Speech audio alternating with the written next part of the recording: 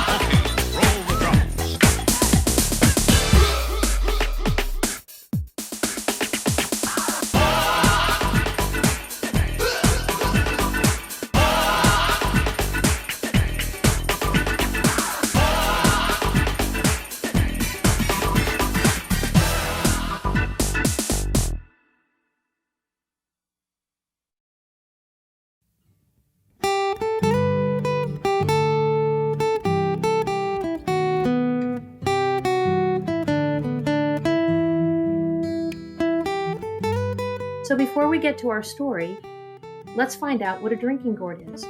The gourd is a vegetable in the squash family. With its hard skin and variety of yellow, orange, and green colors, the gourd is often used as a decoration at Thanksgiving time. Many varieties of gourds are shaped, with one big round end and one skinny, handle-like end. Years ago, people cut off the top of the round section, scooped out the insides, and used the gourd as a container for water, much like large soup ladles. Can you find the North Star? The drinking gourd was used by slaves as a code for the Big Dipper. The Big Dipper is a group of stars whose bowl points to another group of stars called the Little Dipper. The Little Dipper contains the North Star, which got its name because it's always above the North Pole. For slaves, North meant freedom, and that is the star that they followed to escape.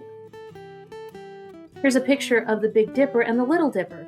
The North Star, also called Polaris, is the end star on the handle of the Little Dipper. On a clear night, go outside and look in the sky. See if you can find the Big and the Little Dippers. As frightening as it is to think about, if your family had been slaves, you might have escaped by following the drinking gourd too. Follow the Drinking Gourd by Jeanette Winter. Long ago, before the Civil War, there was an old sailor called Peg Leg Joe, who did what he could to help free the slaves. Joe had a plan. He'd use hammer and nail and saw and work for the master, the man who owned slaves on the cotton plantation. Joe had a plan. At night, when work was done, he'd teach the slaves a song that secretly told the way to freedom. Just follow the drinking gourd, it said. When the song was learned and sung all day, Peg Leg Joe would slip away, and he'd work for another master and teach the song again.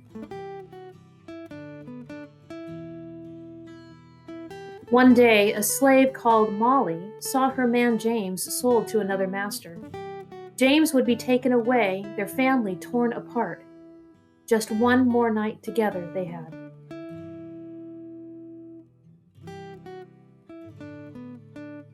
A quail called in the trees that night. Molly and James remembered Joe's song. They sang it low.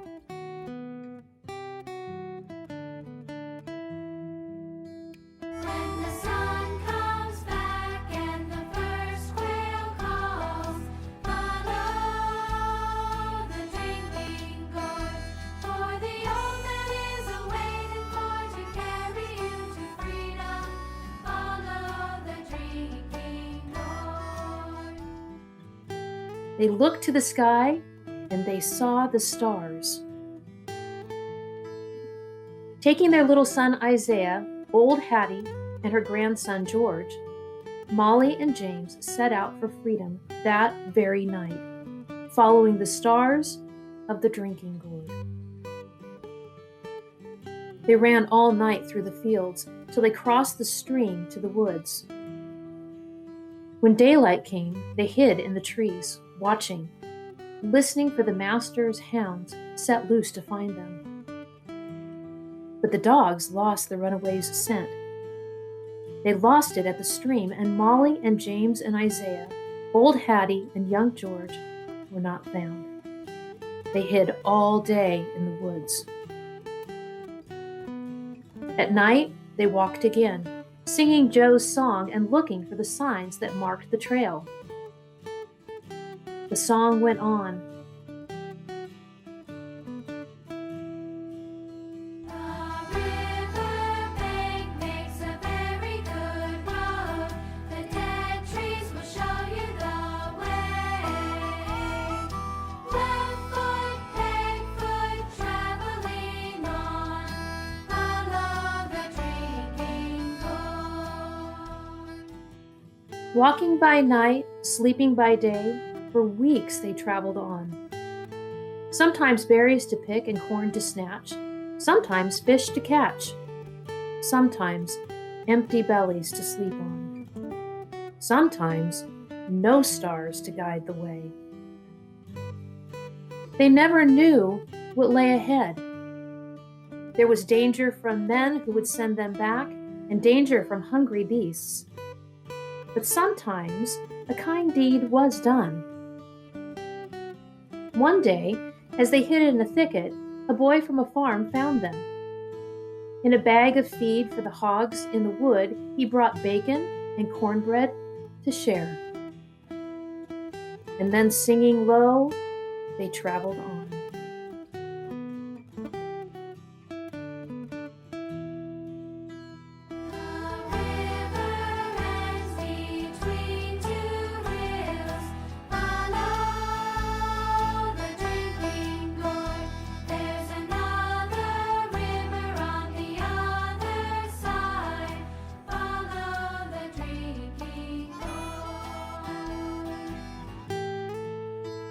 On and on they followed the trail to the river's end. From the top of the hill they saw the new path, another river beneath the stars to lead them to freedom.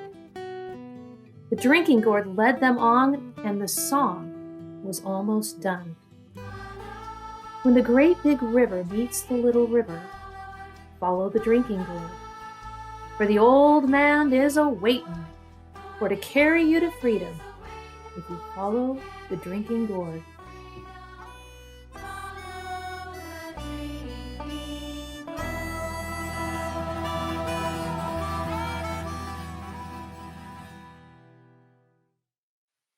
Then they climbed the last hill. Down below was Peg-Leg Joe waiting at the wide Ohio River to carry them across. Their spirits rose when they saw the old man. Molly and James and Isaiah, old Hattie and George ran to the shore. Under a starry sky, Joe rowed them across the wide Ohio River.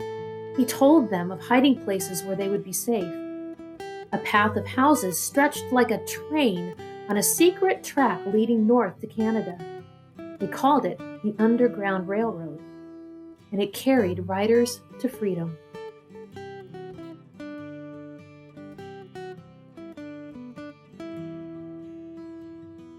The first safe house stood on the hill. The lamp was lit, which meant it was safe to come. Ragged and weary, they waited while Joe signaled low with a hoot like an owl. Then the door opened wide to welcome the Freedom Travelers. They were rushed through the house to the barn, for the farmers knew there were slave catchers near. A trap door in the floor took them under the barn to hide till it was safe to move on. Then Peg-Leg Joe went back to the river to meet others who followed the drinking gourd also.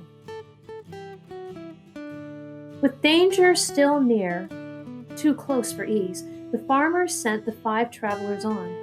He drew a map that showed the way north on the midnight road to the next safe house just over 2 hills. This time James called the signal, a hoot like an owl, that opened the door to a Quaker farm. The travelers were led to a secret room hidden behind the shelves. They rested here for many days and healed their wounds. Soft beds, full meals, new clothes, hot baths washed away some of the fear and pain, and Isaiah smiled. When they were strong, they traveled again from farmhouse to house on the underground trail, still following the drinking gourd north. Sometimes they traveled on foot, sometimes they traveled by cart. The wagon they rode near their journey's end carried fruit to market and the runaways to freedom. At last, they came to the shores of Lake Erie.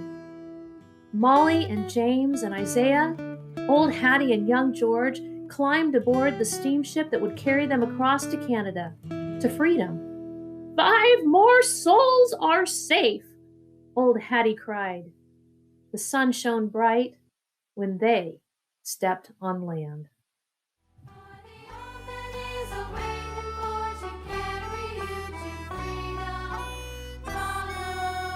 They had followed the drinking gourd.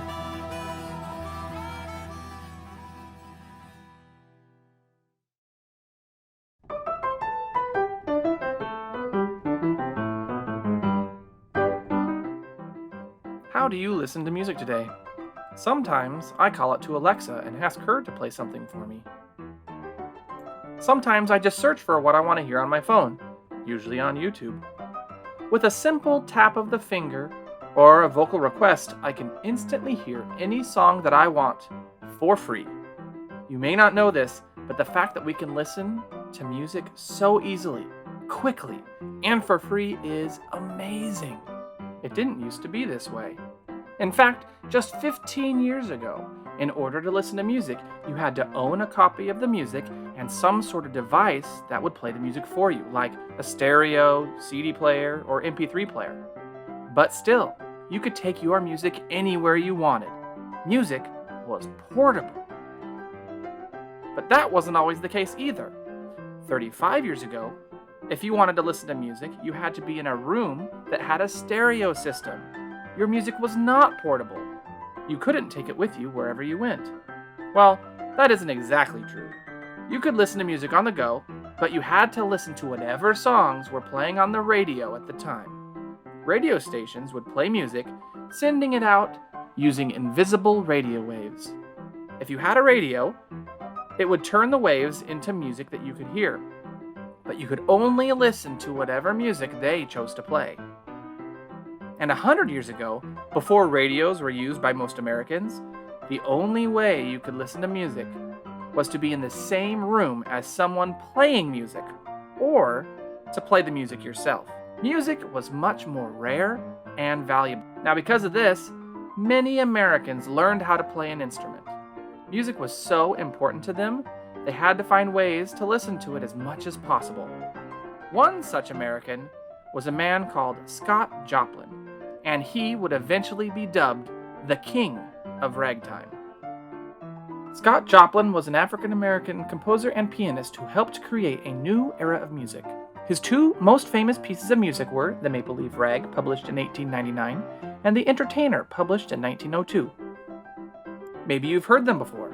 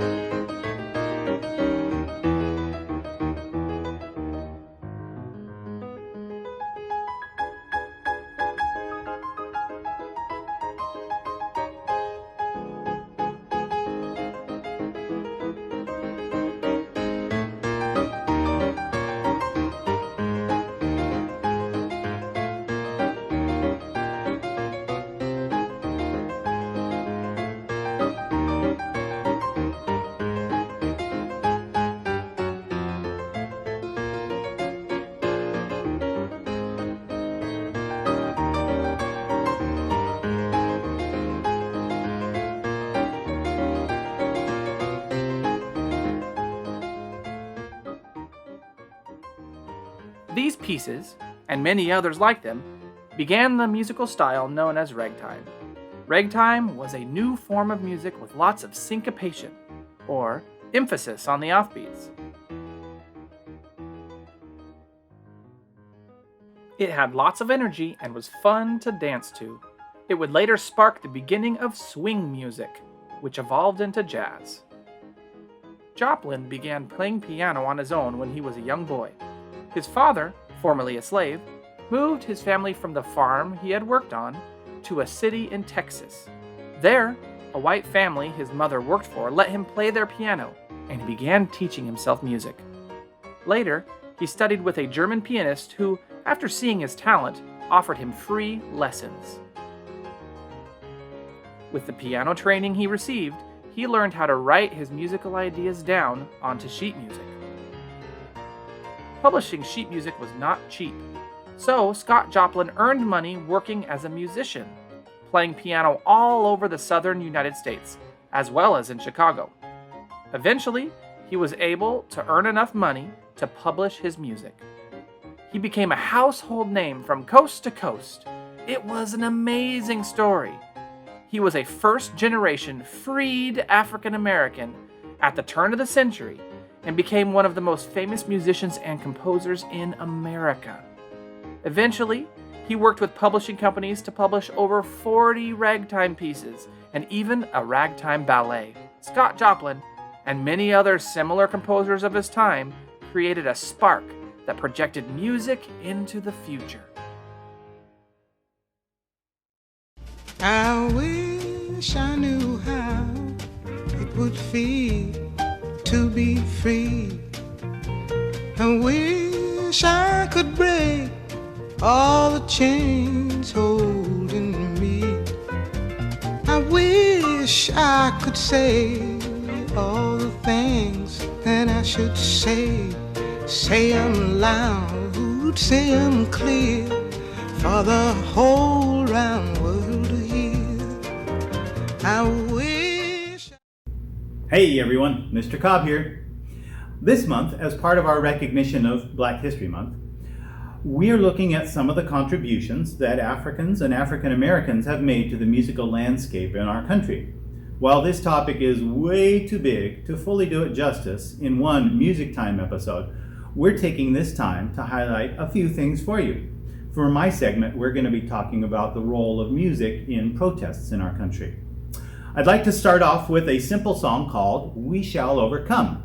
It was written by a guy named Pete Seeger in 1963. Now, that may sound like a long time ago, but it was only 3 years before Mr. Cobb was born. I will sing the first verse, and then we'll sing the first verse together again. Here we go. We shall overcome. We shall overcome. We shall overcome someday.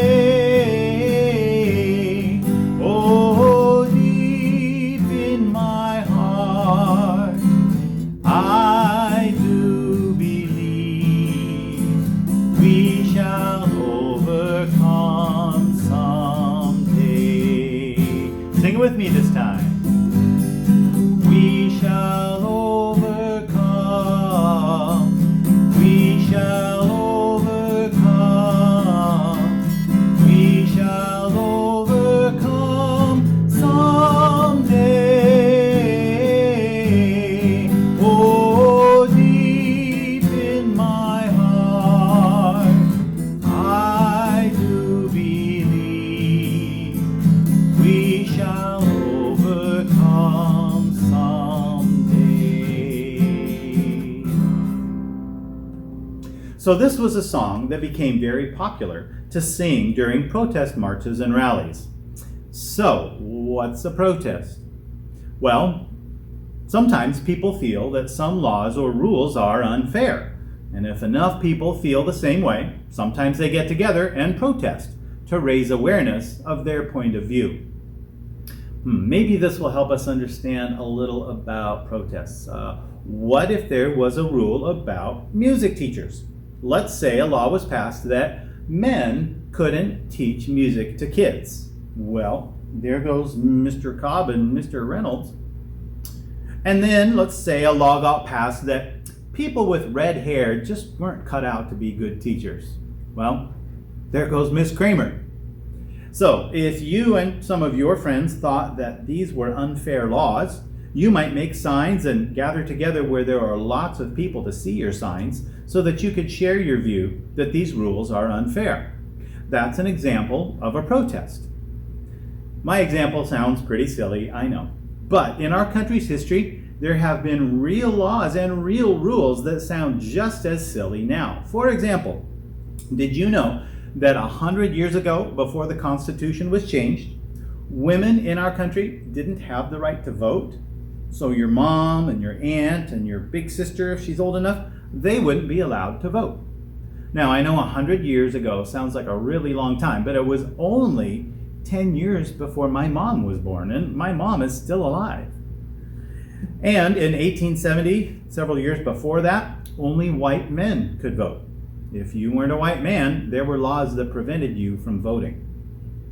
More recently in our country's history, just 2 years before I was born, there were still places here in the United States that had laws that said white people could drink from different drinking fountains than people that weren't white. Talk about silly. There were restaurants and lunch counters where I would be allowed to go because I'm white, but some of my friends, they would not be allowed to go because of the color of their skin. Not fair at all. So, when enough people think that something is unfair, sometimes they do things to draw attention to that unfairness. They protest. In the late 1950s and 1960s, there were years of protests in our country that we now call the Civil Rights Movement. There were marches in our nation's capital. People boycotted bus companies because they had unfair rules about where people could sit. People tried to eat at lunch counters that they weren't legally allowed to eat at. And all these protesters wanted was for everyone to have the same rights, regardless of their skin color. So, sometimes people had to go against the law. They had to break unjust laws to draw attention to them and to get those laws changed. Most of you have probably heard of Dr. Martin Luther King Jr., but did you know that he was arrested 29 times? And Rosa Parks, a black woman, was arrested for refusing to give up her bus seat to a white man. So, not all people that get arrested are doing terrible things. Sometimes they're just trying to bring attention to bad laws and to get those laws changed. So, how does music fit into all of this? Well, protests can go on for hours or days or even weeks, sometimes longer. So to keep people's spirits up and to have something to do during all that time, people would often sing. There would also be important speakers and chanting and shouting and sign waving that would go on, but songs like We Shall Overcome that we just sang, a song called Which Side Are You On? And Blowin' in the Wind, these all became well-known songs during protests. So, protest songs are only a small part of the influence of African Americans on our country's musical landscape. If you want to learn more, I encourage you to look up protest songs or maybe civil rights on your computer. But make sure you get permission from your parents first. Some of our country's history isn't very pretty to watch and may not be suitable to learn about until you're a little older. So it's always a good idea to check in with parents before you go searching around on the internet for anything. I'd like to end today with a song about waiting for change to happen and how long real change seems to take. It's called Blowin' in the Wind, and it was written by a man named Bob Dylan in 1963. Again, I'll sing the first verse, and then let's sing the second verse together. How many roads must a man walk down before you call him a man? And how many seas must a white dove sail before she sleeps in the sand? Yes, and how many times must the cannonballs fly before they're forever banned? The answer, my friend, is blowing in the wind. The second verse with me. Here we go. Yes, and how many years must a mountain exist before it is washed to the sea? And how many years can some people exist before they're allowed to be free? Yes, and how many times can a man turn his head and pretend that he just doesn't see? The answer, my friend, is blowing in the wind. The answer is blowing in the wind. Now, there's more to that song, and I encourage you to look it up and learn all the verses of it. Well, that's going to do it for this segment of Music Time. We'll see you next time. Many seas must the white dove sail before she sleeps in the sand.